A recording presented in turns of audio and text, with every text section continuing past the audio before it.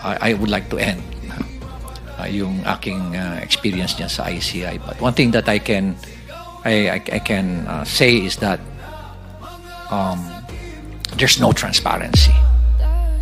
There's no transparency whatsoever.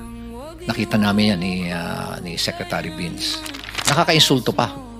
At ito nga, lately nga, sinabi pa na yung involved na congressman dyan, si Saldico, he did not abandon it. It was a sacrifice. My God!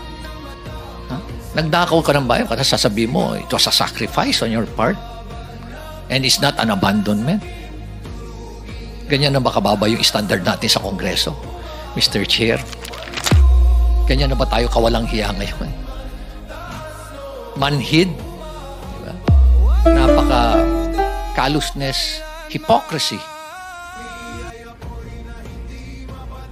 at nakaka-insulto sa mentalidad natin Pilipino.